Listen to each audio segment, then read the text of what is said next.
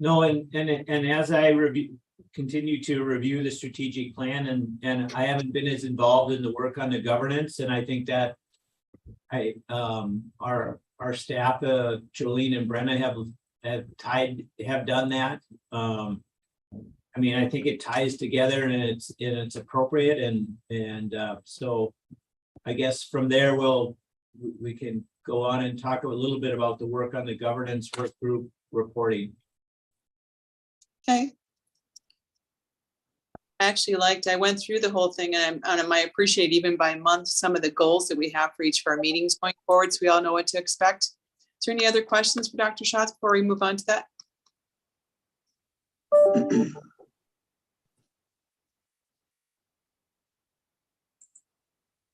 Is there anything else, Kyle? I don't have anything else. Okay. I'm interested in hearing from Dr. Schatz in regards to the governance work group and the plan that has evolved from that group. And when is that happening? Right next on the agenda, we'll cover the pieces of the work group. Right. Let's go ahead and move into that then. Okay, do you want me to take it from there, Kyle? Yes. Okay, so I'm going to share my screen, and I believe that the documents have been shared with you folks. So today the purpose was to give you a high level kind of overview of what's been created and what we've done up to this point, and then answer any questions that you might have. So I met several times with a group, some representation from the board, and then with the team at SEEC to talk about developing what are governance policies for the organization. We did a complete review of the bylaws. We looked at what the current operational manual is for board members. There was certain policies in there that were originally created. All of that and all of those things have been aligned with the current set of governance policies. So everything would be in one place. And as I've talked with Jolene, the manual and the handbook that you have would be recreated to include these policies and update things in there. So when you think about governance policies and the model that we looked at, and the model that I always work from is really two different models: governance policies from a Carver mindset, or coherent governance models, which is Randy and Linda at the Aspen Institute.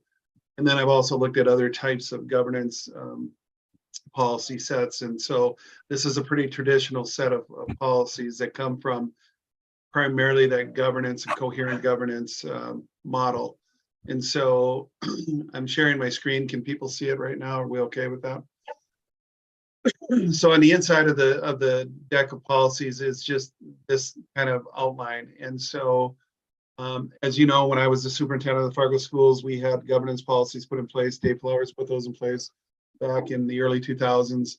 And so a lot of these things that you see in here represent some of that kind of structure. If you go to Bismarck and you look at their coherent governance models that they use, it's another similar type of structure. And then the process that I use is I come to the committee with the deck of policies, then we start to walk through and we edit those to make them specific to the organization. And so the policies that are represented in this document is the outcome of that work. And I'm not going to go through each one of these because obviously we would be here all day. But as you can see, the first set of policies is these three different sets of policies are really the meat of what we put together. The first one is governing policies that govern the board. And so we call those GPs. And I'm going to go through a couple of those with you. But this is all about the board and how the board operates and within the confines of the governance that they provide for the organization. The next one is about the board and the executive director relationship policies. So what is that relationship between the board and the executive director? And so currently Kyle and the board, and this outlines that. We did do some work with the annual evaluation of the executive director. And so that's a separate document. But it's different from what you've currently been using. And so we can talk a little bit about that when we get there. And then the last one is the expectation policies. And this lays out what I call executive director expectation policies. The expectations that you as a board have of the performance of the executive director. And so these 3 sets of policies are monitored throughout the year, reviewed to ensure that they are relevant and that there is compliance with the board following the policies that have been set forth, and compliance by the executive director in meeting the expectations that the board has laid out. So that's the first set. The last piece to all of this is tying in the strategic plan. And so that is included here with the overarching anchors and priority areas. And so strategic initiatives and monitoring of results is another part of this. So the strategic anchors, there are 3, and we restructured this from what the original strategic plan was. And then Jolene and the team came up with these subcategories, or what I call priority areas. And so those are all outlined in the actual strategic plan itself. But as part of the governance model is how you monitor the progress that's being made each year on achieving the goals that have been set forth in a lot of these priority areas. And so that becomes what I call the operational plan. So the team at SEEC, beginning of the year, would present to the board an operational plan that outlines the work they are going to do for the current year, which would relate directly back then to some of these strategic priority areas. The idea is that you're not going to achieve all the things you've laid out in one year in all these different areas, but over a period of time, you do that. And so, and then I've worked with Jolene a little bit on what an operational plan might look like. But really, you can be as creative as you want with that. It comes, how do you want to represent what the operational plan looks like? So just from a general sense, when you look at the layout and the deck of policies that are included in here, and go to a couple of them just to give you some examples. Is there any question about structure, the layout, or anything like that?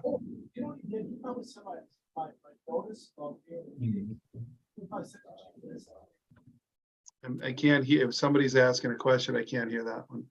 No, we were just getting some feedback. Oh. So could you talk just a little bit about how you see how this will strengthen some of the communication, not only just with the board, but with all of the members of the SEEC, and some of, a couple, 3 bullet points of how we're looking to move that forward? I mean, that has always been a concern throughout the strategic planning process. And we were hoping that this would tie it together a little more and strengthen that process. So that is a really good question, Kyle. And that depends on then kind of the monitoring process that you put in place. And then, of course, for superintendents in their school districts, whether or not they are monitoring the work that you're doing at the board meetings too, and the things that are brought forth. But if you look in here, there's something I call the annual work plan, and laying that out. And this probably still needs some additional work by you as the group at SEC, but in a general sense, these are the things that should be occurring right here that have been laid out, as you can see on the screen, in these months. And so you can see the strategic priority areas, and you would receive reports to the board about the progress being made in those areas. And here's the measurement that I always like to use is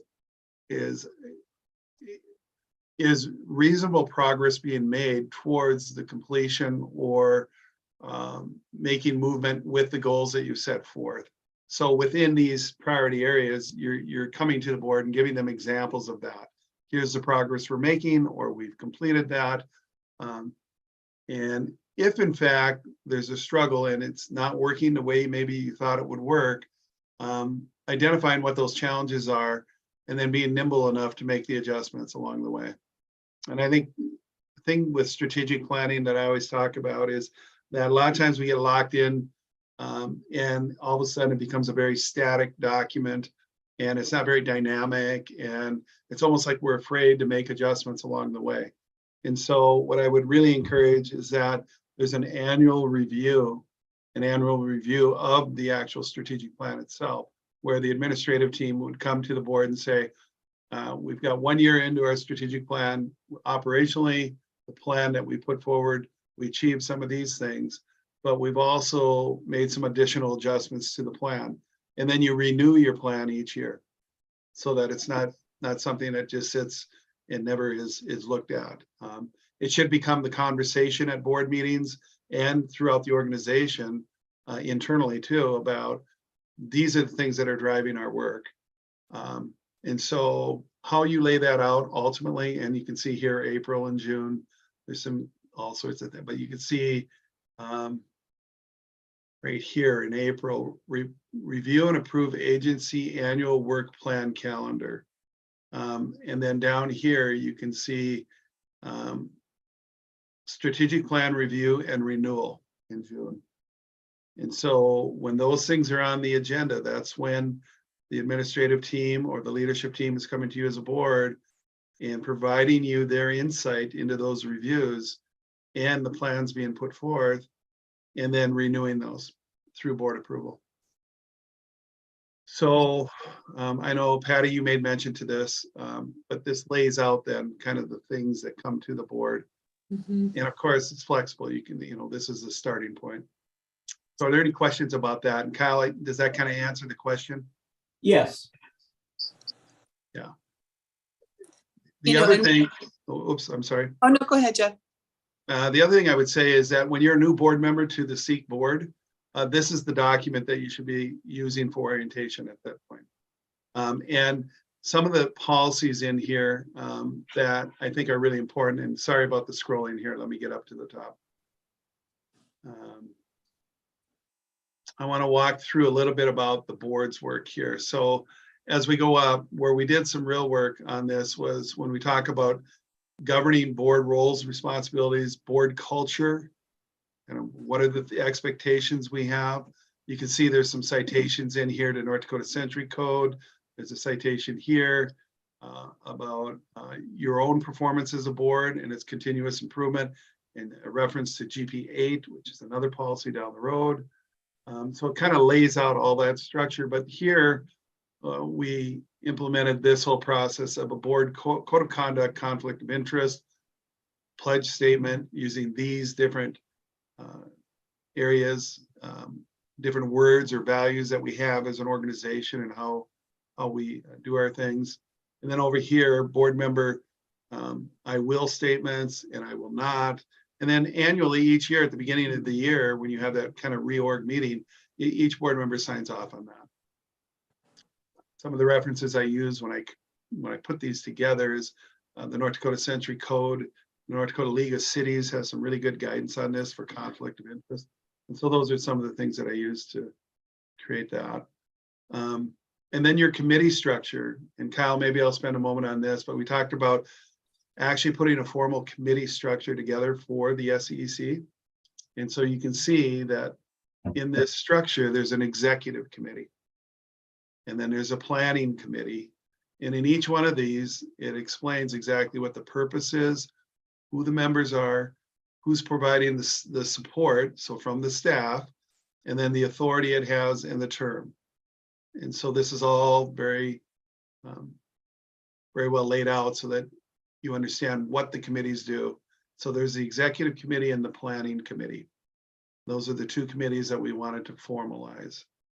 That also gets worked into your annual work plan as to when those committees meet and the work that they do. Kyle, do we ask questions now or is that later? You can jump in at any time. Go ahead. Just let me know. I just was looking at the executive committee membership, when I've been here for 100 years and we used to have an executive committee that was functioning and then it wasn't functioning as much, those kinds of things. Just looking at the membership, I don't think there's a guarantee that the past chair or chair is actually a school board member. Do we want to have something in there that at least one member should be a school board member?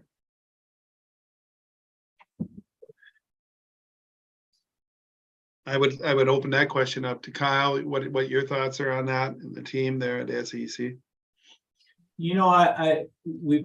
I've always felt like having a balance of people is important. I don't know that that's a decision I should be making.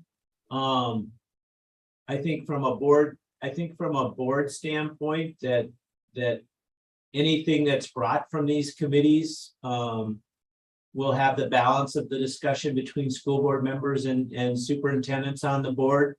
You know, but if if people want that or are comfortable, I mean, Heidi, we know Fargo and West Fargo will always have a board member on. That's how they've structured yours. I like the fact that we have another school board member like you on from Jamestown. You know, I would always hope we have a balance even when I'm gone. I think it's really important. So I guess we can maneuver that as we start moving forward in this. If we don't think there's the right balance there, I mean, I don't know that this is just in stone necessarily, you know, who's on that or how it's going to work. I think we're just trying to have a starting spot, but your question is certainly reasonable. And so what I would recommend is that you could put a statement in there that the membership should include at least one school board member, something like that.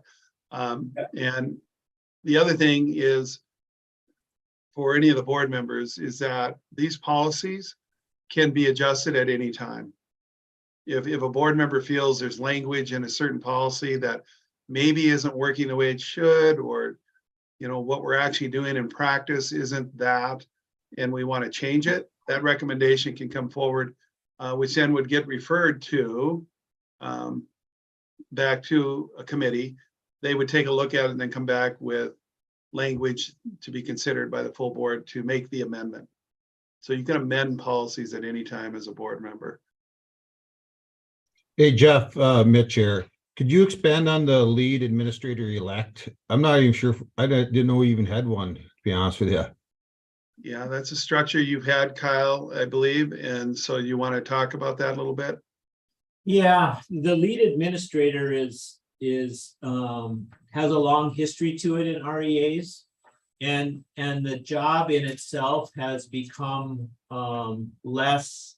When we first started, they always wanted to have somebody who had to sign off on things and making sure that it was kind of just a check, you know, making sure we're doing the right things on a day-to-day operation and just kind of overseeing it a little bit, being engaged a little bit. That hasn't happened we've kept the position in place as a lead administrator in relationship to our board and stuff. But as far as the day-to-day operations goes, that position probably hasn't been engaged to that level for quite some time. So we would need to define that a little bit, and what the roles and responsibilities of being a lead administrator is in the organization. But again, that has a long history from the very beginning in 2005 of REAs. That's the person that would come when we would try to get them off the ground, and we were doing collectively strategic planning and doing work. And so again, Mike Campbell was it for how many years, Mitch? I mean, Mike did a good job, but Yeah, is Justin our lead administrator right now? yes. Okay, but what I was getting more is that lead administrator elect. I don't think we really ever appointed anybody that I'm aware of. The elect part. Yeah, that's a good point. I see what you're saying. I don't know what that means either. I think it means just the incoming. That The we would sort of incoming, yeah, plan the in- ahead. Yeah, so maybe we, you know, yeah, so I guess it's just a matter of, you know, how we're starting to put a structure together. Yeah, so Kyle, I can try to address that, Mitch, a little bit, but part of the reason of putting these two committees together was to provide more structure, to start to have that structure within the organization where these committees actually have purpose. And part of it with the membership is just like a lot of boards that I've worked with whether it's schools, nonprofits, whatever it might be, is that a lot of times the current chair just keeps rolling over year after year as the chair. There's not a real process for selection of a chair each year, having a different person in that role, as well as lead administrator and lead administrator elect. And so in a real more formal structure, there would be a process where each year there is a board chair, but then there's the immediate past chair. And on top of it all, you have the next chair in line, which could be the vice chair to take over as the next year's chair.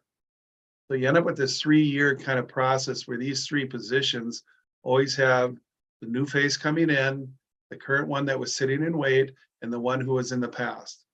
And then with the lead administrator, it could be very similar, is that you're selecting the lead administrator, but there's also another person selected that is going to roll into that position. And so now you're distributing kind of that responsibility piece throughout the organization versus Jim Johnson being president for 5 years in a row and that kind of stuff. But that's the maturity of the organization and the will of the board to want to do that. And people stepping up to do those roles.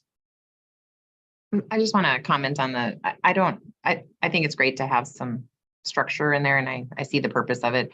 It just, my only concern is early, and obviously our organization is much different and much different size now, but early on and this was in the very early years of SEEC, we had the executive committee, and it seemed sort of like the executive committee met and had a lot of discussion, and then it was just brought basically to the board for a vote, and there just wasn't a lot of discussion at that level.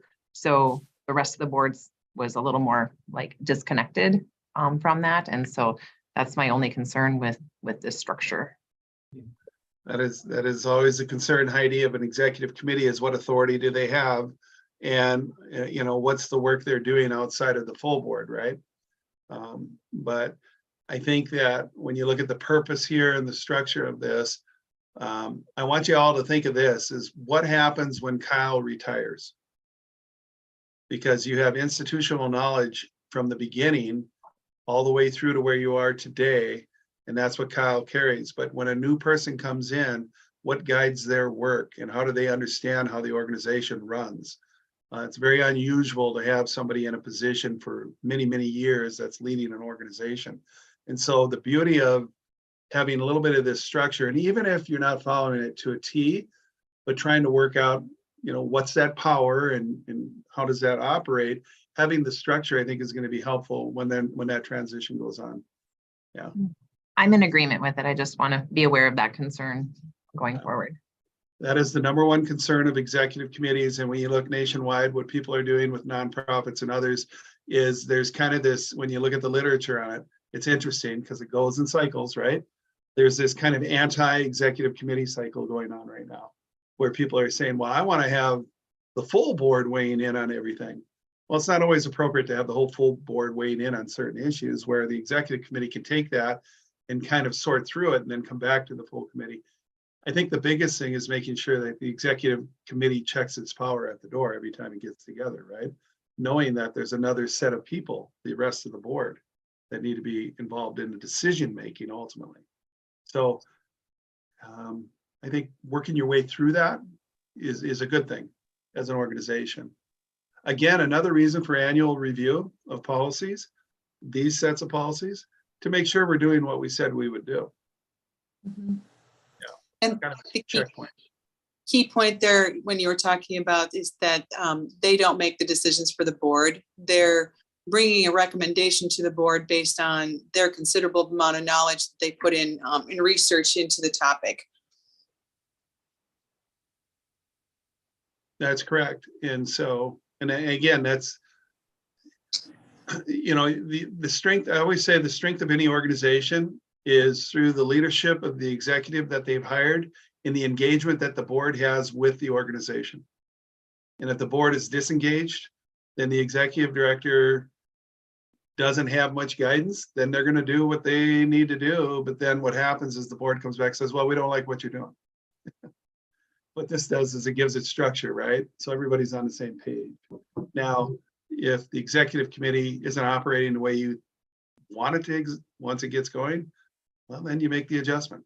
But this is the structure that I think we're trying to bring to get the organization, now that it is a very large organization, to the kind of structure that would lead you into the future.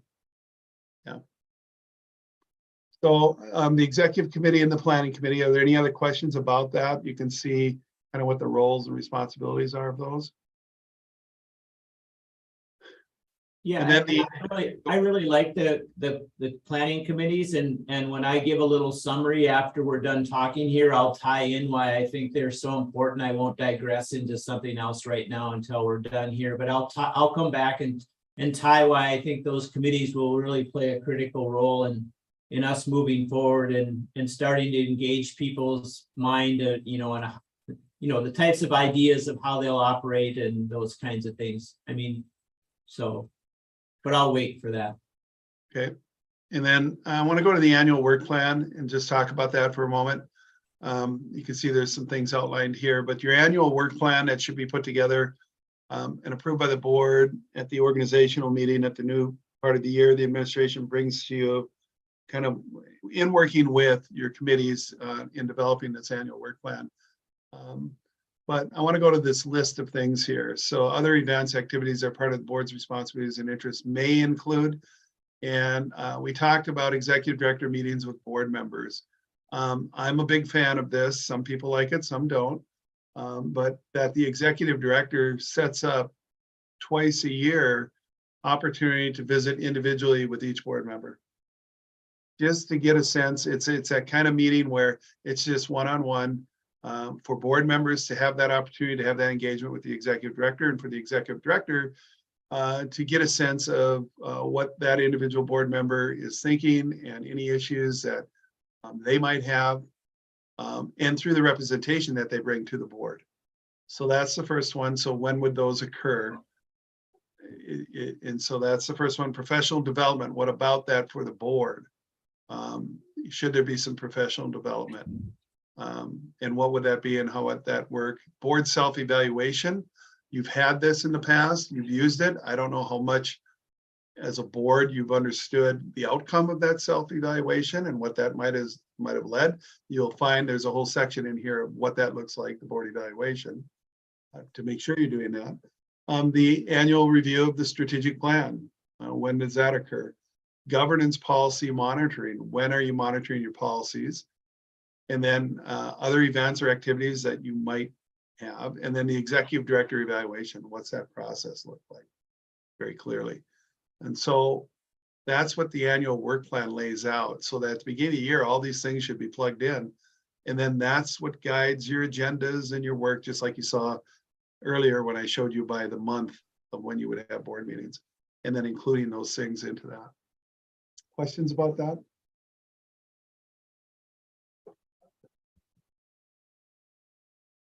And then if you go down, there's a section here on, which I don't think you'll ever have to use, but just when we think we don't, we do, is what happens if you get some board member violations, right?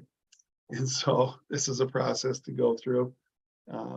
You're not bound like school boards to a sense as a board with some of the things that you can do as an organization.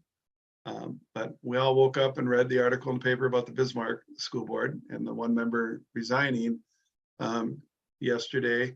But in a public school board, you can't dismiss a board member. But in this case, we did add this where if there was some kind of thing going on, or a board member just isn't showing up to meetings, is totally disengaged, that could be a member that you would dismiss. And it says here bylaws reference. That's where you go for some of the reference on that, okay? And then the questions for your self-eval, we went through all of those questions, made an adjustment to a couple of them, but this would be the types of questions that would be included in that annual board self-evaluation. So it's all clearly laid out. I want to go to this piece, the board relationship and executive director. I tell people this is the shortest policy you'll ever see, but it's probably the most powerful.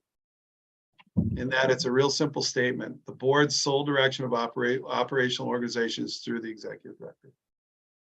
If in fact you've hired your executive director to run your organization, then the board works directly through that executive director.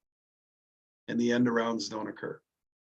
If you go to the second policy, the single unit of control, this also provides guidance about that decisions made by formal recorded vote are the decisions that give the direction to the executive director, not individual board members. or individuals outside of the full boards weighing in on any decisions that move forward. And so that's what this whole thing lays out. And then the accountability fact is right here. The board will never give direction to any employee other than the executive director unless directed by the executive director. What this does is it keeps the leader of the organization in the loop of what board members are needing or wanting. Now, there may be situations where, for instance, you're working on the budget and there's a couple of board members who work directly with the business manager and maybe another employee outside of the executive director to do that. Well, that's because the board has pretty much said, yes, we want that relationship to occur, but it's been done with the executive director knowing that. Okay. So that's all this lays out. And then as we go down here, it outlines more about the authority of the executive director, and it gives them the reasonable interpretation of the executive director expectation policies that are laid out, the strategic plan, and how they're making progress on that as they develop the operational plan. And then in the evaluation process, these are the areas then that are evaluated. There's the personal professional goals. Competencies based on leadership skills are reviewed. And then monitoring data from the executive director's expectations and strategic plan initiative. And so the form is separate from this document that I shared with the group. And I think there's been pretty much agreement that they like that. Jolene, you've looked at it closely. I think we've agreed that that's a form you think you could use. Yes, and it was included in the agenda, so they would have a chance to review it as well. Does anybody have any questions about that? The process of evaluation, the document that was shared with you, and what would be used? I just wanted to make a comment. You know, West Fargo, we actually use a governance model very similar to what Dr. Schatz is showing here. And when it comes time to do our evaluations for our superintendent, we have already asked all the questions and, you know, discussed all the areas that maybe were of concern all year long. So when we get to the end of the year, there are no surprises. And I think that's one of the benefits for our team is we're addressing the issues that we have every month, not at the end of the year saying, well, you should have done and we could have done type of conversation. So our evaluations are very short and sweet. We have these reports that come back and say, here's what we wanted. Here's the documentation to show that it happened. And it's very clean. It's very, very open and honest conversation all year long. So I personally really, really like that. And this layout is very similar. And I think that as an organization, it helps keep those communications lines open all the time. Yeah, I think Patty, on this piece here, the personal professional goals and the competency-based leadership skills is kind of an additional step in that way. And then this down here is what you're referring to is exactly right. If you're monitoring throughout the year, the executive director expectation policies, you're monitoring whether the executive director is in compliance, partially compliant or not compliant. And then it gives you the opportunity at that time, if there's a non-compliance, to address the issue right on the spot versus waiting, like I said, till the end of the year. And then strategic plan initiatives. If through the operational plan, you're monitoring that throughout the year, you're saying, yep, thumbs up. We think there's reasonable progress being made towards those goals. So at the end of the year, you're just pulling those pieces together to make the final eval. So it works pretty well. You keep the strategic plan alive and working instead of just putting it on a shelf, which so often we hear happen is you have this plan, it doesn't tie to anything. So everything works together in conjunction with each other instead of separate from. Yeah, that annual work plan, there should never be a board meeting where the executive director or board members or somebody isn't referring back to strategic initiative, this, priority that, here's the reason we're doing this, and tying it back all the time. I always say that when it becomes the language of the organization through the leadership, the board, and then further down into the execution of everything, which is usually the staff, right? It should all be connected back to something. And if you don't talk about that, then you're right, it kind of goes away. And so it has to become part of the language if it's going to be successful. Yeah, I was just going to say I echo that. That's what I really like about this, that it's all tied together, not piecemealed. There's that accountability piece. So I mean, you know, for me, this isn't tight. This is not how mine is structured, probably not like many of us. And I think it would be good too. It puts that accountability on the leader of the organization too, to make sure it's forefront. Hopefully it is anyway. But if not, this ensures it. So I like it. Yeah, and so Brittany, the conversation I've had with some school districts recently is, what about the North Dakota School Board Association policies? And this is a little bit of a bird walk on this, but the big 3-ring binder, right? With all the letters and all the sections and everything else. And the majority of that stuff is really operational policies. You know, here's how we operate, here's what we do. And a lot of times then school boards and others are using that and don't know how to kind of use that with the executive director or the superintendent piece. And so what this does is it extrapolates from that the specificity, right, in these different areas of the things that just the board wants to concentrate on. And the rest of that is for administration to do. And so that's the difference between the two. Dave Flowers and I have lots of conversations about this when we see each other all the time, usually once a week, about all these things and how they relate. And Dave and I believe that strategic plan drives the organization. The governance policies provides the overarching governance of the organizations, which ties in the strategic results. And so that's what we did here. We created the strategic plan first and then did the governance policies to make sure they're all tied in.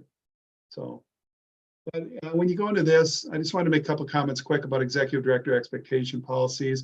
There were some really good things that you already had in the policies that were in the handbook, the current handbook that you had.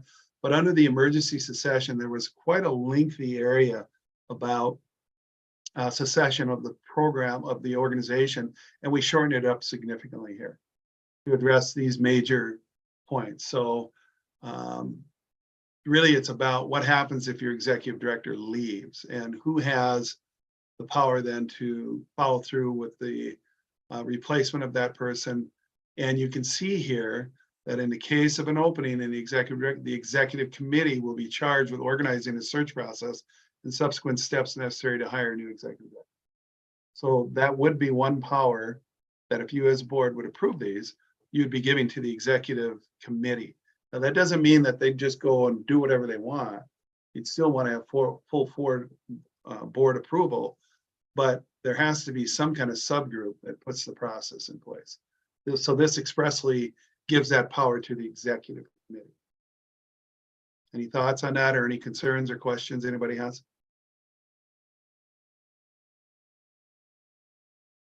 And this could be something that you'll probably be using in a relatively short period of time here. So if you decide, Kyle, to join the retired ranks. So, this provides you some guidance on that, okay?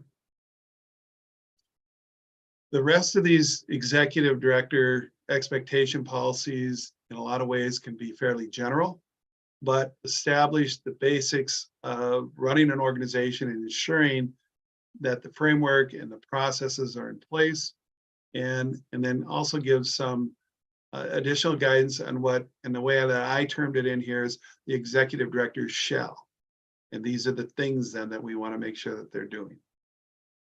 And so in each policy is, you can see here's personnel administration.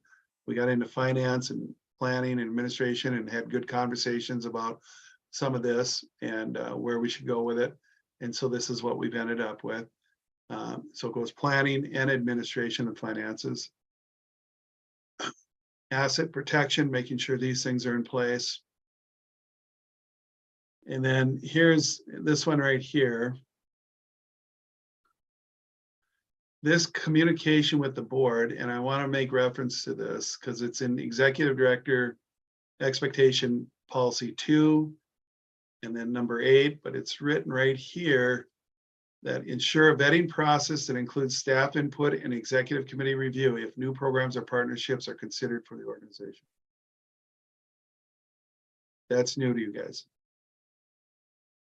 Because in the past, you know, Kyle pretty much would bring to you those things, but there wasn't an explicit expectation that it would go through some kind of vetting process. And so I just wanted to point that out. And I'm going to go back up to EDE2 real quick. So hold on here. Let me do the scrolling. Let me see if I made that change in here.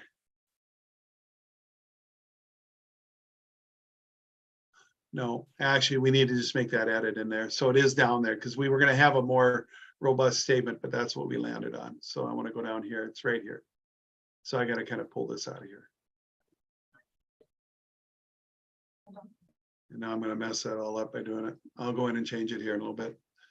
Anybody have any questions about that? Because Jim, do you want to, is Jim still on with us? Do you want to speak to that? Because you were vocal about that one. I think Jim put in the chat that he had to jump off to his other meeting.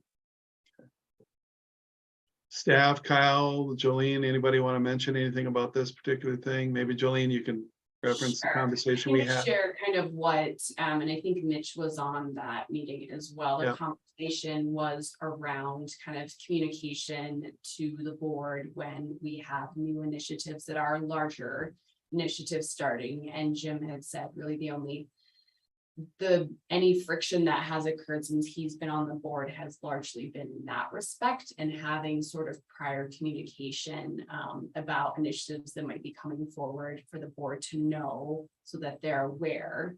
And it was kind of structured in the language that they would kind of review. It does not state that they need to approve, but that there would be that sort of forward communication as part of that ongoing meeting with the executive committee if there were larger initiatives that weren't going to be started, so that they can be in the loop and also kind of help support, and if there are concerns for alignment, work through those. Yeah, I mean, again, it's a work in progress, and I don't say that I wouldn't disagree with that. You know, anytime that you say larger things, you know, who defines that?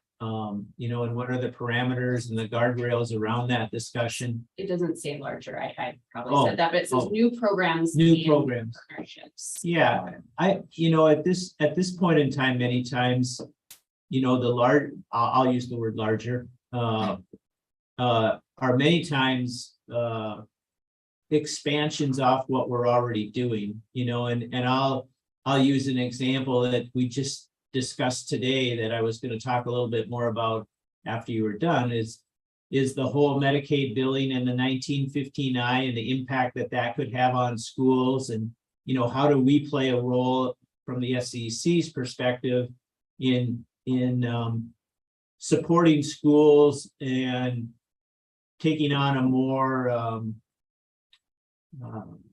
leadership role in that area. And then what is the investment that we make in that, not only in our time, but perhaps dollars to get that off the ground? You know, so that's an example that should be visited about, but it's more of a tentacle off what we're already doing. Again, I always, you know, as I tell my staff is, you know, one of the things I like about this job is my passions in the legislature so closely aligned with my passions here at work. And so it kind of gets blurred sometimes between the two, but there are just so many opportunities for growth in our organization that I do think this is an important part of having those discussions sooner when there is something new, or even if there is an expansion, just from a communication standpoint. So I'm okay with it. It's just a matter of to what degree, right? It's that trust that you have between an executive director and a board, knowing that we're trying to do what's right. We also talked about then the need really for the executive committee to meet monthly because of the pace of things as well, and perhaps even more frequently if different things come up. I would just say from a concern that this statement would bring for maybe the way we've operated is a new program. I mean, things come so fast, and as Kyle was saying, you know, you start conversations and you figure out where your place is in that conversation, sometimes more so than going in and saying, this is what, you know, our contribution would be from the beginning. And so having that ability to meet the needs of our schools and the partners that we work with you know, we've worked with other REAs who have had to take every single decision back to their board, and that has not been effective, and that was early in some of our processes, but that would be the concern side of that, where it says new program.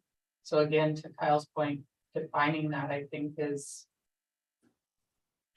Well, we tried to define it, like, is there money attached? Should that be part of it? But we back, that made it more difficult. So it was quite a conversation to find this. But.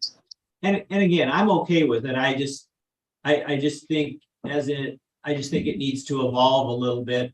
And I think that's why it will be important to have the other structures of those committees and just, I think once we get rolling on this, on the work Dr. Schatz has put together here, that some of those things will just happen organically within the conversations and we won't have to think about it as much. We're not used to thinking about it as much, and that's kind of was the pushback, is that I was always out there kind of driving some new ideas without a lot of feedback, and that's a reasonable complaint.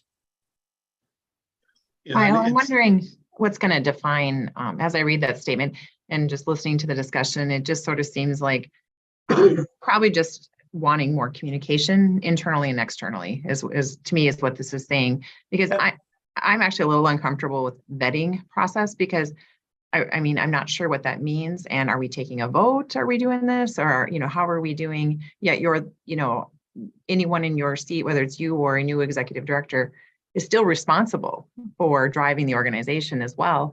And so I'm not sure I'm really comfortable with the vetting process. And maybe we just, and also just even, so the executive committee knows something, but there doesn't know something. So if I get approached and saying, oh, I hear the SEC is doing this, and maybe I'm not on the executive committee, I'm like, I have no idea, So I think just maybe some sort of statement that just ensuring internal and external communication of expanding programs, partnerships. I think that would probably cover that maybe a little more clearly and maybe be a little bit easier to, I mean, I don't know how you even measure number 9.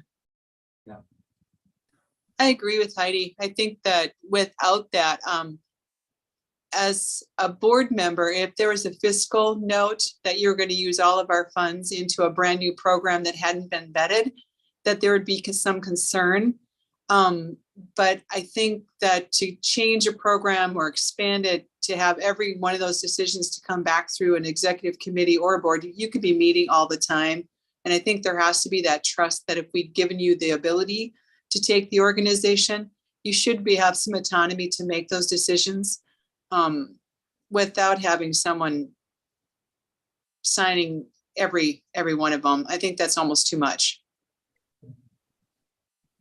And the one other last small thing that I'll say about this is that the beautiful part about our organization is that we're allowed a higher level of risk taking than schools are typically. And this is where you come to innovate and take some risk and try to find solutions that you might not ordinarily have the resources or the time or the connections.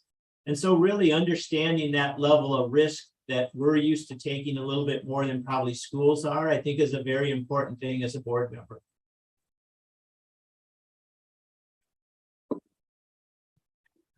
Mitch, do you have any comment? You were on the call when Jim was on there. Yeah, I think the biggest thing is probably Heidi said it the best, anytime new programs come out and we get asked about it and we have no idea, it's nice to know about them, I should say. I don't think we need to approve every single thing on 2 days or whatever, but when somebody said the executive committee meeting monthly, I think that's probably a good idea to inform them what's going on. And of course, because our board doesn't meet every month, so it's sort of like being in the loop is probably the biggest thing on it. So there's one suggestion I could lay out there for you as a group, but you decide what you want to do. But when you have a system of what I call message mapping in place, then it's pretty simple. If you want to inform the membership or the board about something that's being considered, you put together a message map and send it out to everybody. And it has the critical talking points, kind of what you're doing, and then where the outcome, where you headed with it. And it provides then a short 1-page kind of message to everybody about internal operations or consideration for any new things, that kind of stuff. I think that can be really effective if you use that and put that in place. But as a statement itself, then what I'm hearing is maybe a little additional work on this particular one. I made a note about external, internal, external stakeholder input, something like that. I think the intent here was to make sure that there was a process in place of something. So, Or at least communication. yeah. And so, That's a good point, Jeff, too, because we have to remember that we're looking beyond this group that as we are now, that the next group who takes over this organization from a board or from executive director is that this is their roadmap. And would we have the same trust in a brand new executive director than we have with Kyle since he's been there so long? And I think for most of us, and when you've been through a new superintendent, I think there's the trust there, but you don't have the trust. And so I think if you're going to go back and if there's going to be brand new stuff, would you want a brand new executive director to have the autonomy to make all those decisions without anybody in the organization vetting it with them? And I think that's probably where this statement came from. Am I right? you hit it right on with what I believe if I were to interpret what Jim Johnson said. Yeah. Yeah. Yeah. And I want you all to remember that when you put a framework of governance policies in place, you're putting that for sustainability of the future, putting that in place for say the Fargo Public Schools governance policies that Dave put in place in the early 2000s has now gone through 4 superintendents and many board members. But the structure and framework of the policies still lead and guide the governance of the overall school district. They've been amended and they've been changed over the years, but the same set of policies still exist. It's quite amazing when you think about it, the number of people and the faces that have been at the table, but the policies still drive, for the most part, the behavior of the board and the relationship with the board and the superintendent. And I mean, there's nothing that's perfect, but that's pretty close to getting there. And as a superintendent who worked in that environment, it was great to know what my ELs, as they called them, were, executive limitations, because I knew exactly what the board expected of me, and they got to weigh in on it, just like you said, Patty, like you do in West Fargo too. You know, at every board meeting, there's something that's being brought forth that you're weighing in on. So we'll look at this and maybe come up with just that internal, external stakeholder input, something like that in there. And maybe get rid of the word vetting, because even saying ensure a process, you know, something like that. So I'll look at that, and then Jolene, you and I can talk about that, or Kyle, are you okay with that? And then come up with something? Yes. Okay. Yeah, and so am I hearing that we'll wait until our May board meeting to approve this, or what are the thoughts of the board, Patty? If we still have a few corrections to make, I mean, we can start looking at this as how we're moving forward. I'm imagining most of us agree with most of what's in here, but do you need more time to review it, or what are your thoughts? You know, for me, I'm good with the way that it is, but I've been through this process before. So maybe if others want to kind of weigh in, since this is relatively new, if you don't do a governance model.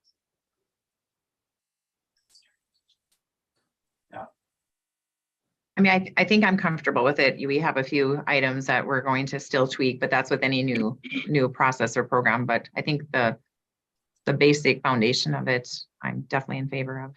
Yeah, and what Jeff said earlier is we can amend or change it 2 months down the road if need be. Right. We're changing ours. We look at them all the time, and if we need to make adjustments, we don't make a ton, but we can.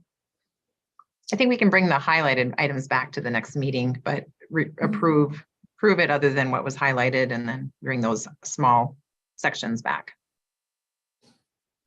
So then, Patty, if somebody wanted to move approving the strategic plan and the governing board, the work of Dr. Schatz, I mean, I think that's appropriate then with what I'm hearing. Okay, That'd be my motion. And with the addition of bringing I think there's 3 items discussion points back to the next meeting just for further clarification, I guess. thank you, Heidi. Is there a second? I can second that, Mitch. Thanks, Mitch. Is there any other discussion? Having personally gone through this process, Sorry, I have a question. oh, go ahead. Go ahead. Maybe I missed it. When would this go into effect? We discussed July 1st for next year. July. Okay. Mhm. Thank you. Having been through this process, I totally can understand that, you know, at first it's really overwhelming. But after the first few months or even the first year, and you look back and what we used to do compared to the new program, I think we'll all find that, you know, since the roles are so clearly defined and the expectations are there, there's no wishy-washiness anymore. So I really appreciate that. All right, is there any other discussion? Otherwise, we'll take a vote. All those in favor say aye. Aye. Aye. Those opposed, same sign. All right, motion carries. Thank you, Dr. Schatz. I know that was a lot of work. Thank you, team, for putting the effort in, and you know, I think it'll be worthwhile. Yeah, I just want to thank Jeff for all his work and his leadership on the project. He did an excellent job. Our staff really enjoyed working with him, and look forward to just finalizing a few of those things and moving forward. So thank you, Jeff. Yep, you all have a good week, and Thank you. I enjoyed working with you guys, so. And Jeff, we'll do you- continue to do so. Go Oh, ahead. sorry, Jeff, I just have one question for you in case you're signing off here. You know how you have the strategic priorities outlined for each meeting? Do you think it would be beneficial for the board to so in Jamestown, after each meeting, we do a piece of our evaluation.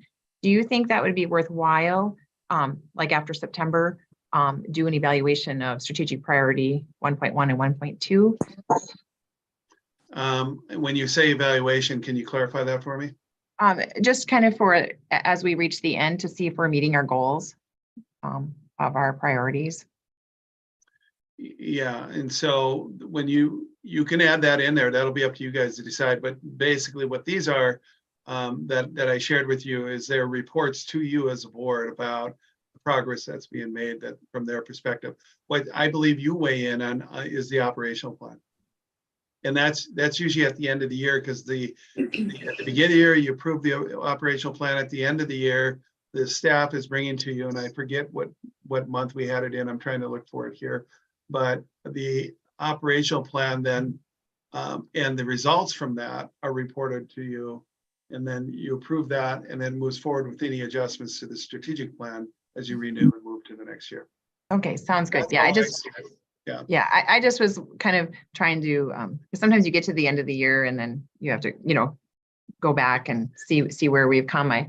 Sometimes I think breaking it up into just smaller bites and then maybe take that information to feed into the end, but just was a thought. Thank you for your time.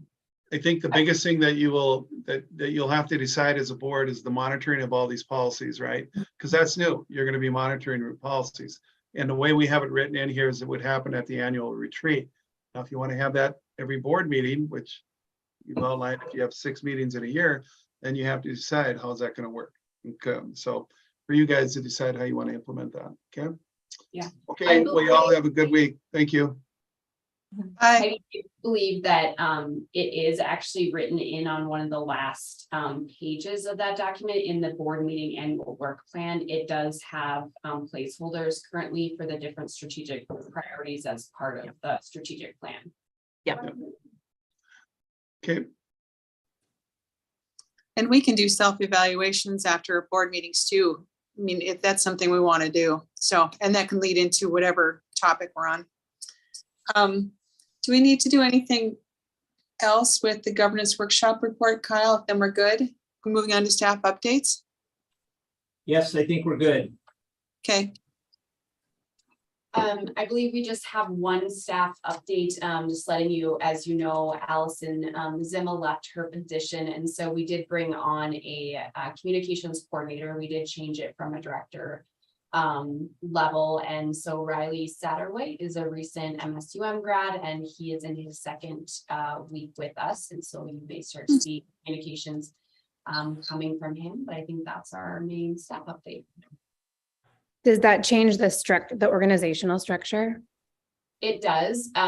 So then that would leave the 4 directors instead of 5. We did put it out as a director level position to begin with, uncertain of what we would get, and just didn't find the right fit. And rather to force that, we have divided up some of the different staff members, moving them to reporting, actually some of them back to maybe where they have been at some point. So we'll share that updated operational or organizational chart. We didn't have anyone who could update it yet in design, so now we do. So we'll share that with you, but essentially Chris Thompson moves under Jen, our events coordinator moves under Carrie, Molly moves under Keely, doing some more CCA work, and then Riley will report to me, at least at this time. Yeah, our challenge is finding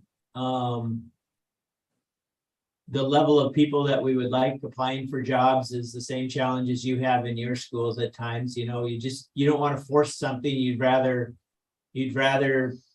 err on the side of having somebody with a little less experience, a little less pay, and high energy and really positive, wants to get working, as opposed to trying to force somebody into a position that you're not sure is the right person or not. So especially in such a dynamic organization where we need to all work together so closely. So again, the application are just not to the level that they once were, that we're getting. So I think that was smart. yeah, that goes for all the business and industry. So All right, any new business? oh, I'll just give a quick, and I'm glad that we took an hour with Dr. Schatz. I think that was important use of our time here, more than me necessarily talking. So I'll be really brief, and then I'll be happy to answer any questions that anybody has. So, you know, in regards to, I'm going to talk in regards to the SEC, because that's what this meeting is about. So there's just really 4 areas that when we talk about things that are new or things that are growing and expanding, our work in childcare, there is $120 million currently in the budget, or in the hopper, as far as bills and investments that have come at crossover into childcare. And so you ask, well, why is that important to the SEC? Well, as you well know, we have the Child Care Aware grant, and that grant is to help as part of the support mechanism for the state to support training and consulting and support for that infrastructure of childcare across the state. And so there are a number of things. We've piloted a project with Strengthen ND, which gets money from the Bush Foundation, in creating a pilot project for help support accounting and book work for childcare centers, and we're piloting that project and finding some success there. And so that's one of the areas you're going to hear from the SEC as the best in class. There's $12 million, $6 million is for the ongoing. It was all ESSER funds before, the $6 million to get it off the ground. So now it's $12 million of general fund, $6 million to continue the best in class that were there, and $6 million more to increase the best in class programs for 4-year-olds. So that puts some of that work in Child Care Aware, gets into the nursing and some of the things that we do to help oversee the best in class, or to support the best in class programs. So just a heads up on that's an area where there may be some new opportunities for us from an SEC standpoint. I mentioned it earlier, Medicaid expansion. There are no education organizations that have what I will call a 1915I distinction, which means you're able to bill for Medicaid, and so that you can start receiving additional dollars in Medicaid for those that aren't necessarily just on an IEP, but that for kids that make certain economic levels and behavioral kinds of levels that would perhaps pay for what's called a care coordinator or a case manager, and there's some of those reimbursable things there, but trying to expand that. And along with that, when I helped write the budget, I added an additional $3,500 for our Medicaid match for our behavioral health grants. We were a little short in that the last time, so we increased that. The third thing is again, just we continue to work on our North Dakota Choice Ready. It's a software project that we got involved in with some multiple schools. The information technology budget is coming across. It's about a $500 million budget, and $9 million of it has some money in it for IT projects for education. So that's a budget that I helped write. So we're going to try to find some money for that for the North Dakota Choice Ready. We have a consortium of schools currently working on that with Jen, and we'll see how that all goes. Some of you know a little bit more about that, but we can share about that a little bit more in May and see where that falls out. And then there's just a number of things in behavioral health, and you know that for most of you, you know, I help write the human services budget, which is $5.5 billion. So that's where I spend a lot of my time. Although I do follow very closely. I asked Senator Shively, he added about $200,000 to some base budget things for REAs. Not that it impacts our budget that much, when ours is about $7 to $8 million, but there are some REAs that only have a budget of $400,000, $500,000, $600,000. So an additional $15,000 a year is more meaningful to them. And so we wanted to make sure when the cost, with the increase of inflation and some of the challenges in paying people more, to retain good staff, that there was a little bit of some money in there. So that's potential additional dollars that we would have too. So those are really just a quick snapshot. There's money in there for the science of reading. There's $1 million in there that's going to go across to the House. That impacts us and the work that we're doing in science of reading. So those are, I'll just stop there and see if there's any questions. I don't want to. Again, we're just at the, I say we're at the halfway point. There's really 3 periods. It's the Senate, then it's crossover. We get the bills as the second period, and then what I say where the decisions are made is in the conference committees the last 3 weeks of the session in April. So any questions about anything in particular, whether it's that or something else that I can help answer? Kyle, I just have one on yesterday's vote with 1532, obviously the voucher bill. It's going to be pushed over to you guys. Yeah, I think it's going to go over the Senate side now. So I was, I'll just speak for myself. I was disappointed in that vote just because we had done a lot of work with locally here, and obviously not enough. So I don't know. Obviously you're not a prognosticator, but what are your, you guys are going to take a look at it next. Like, what's the sense you're getting from your colleagues on the voucher bill as we, the majority of us are in public ed, and then we see that moving forward to the Senate?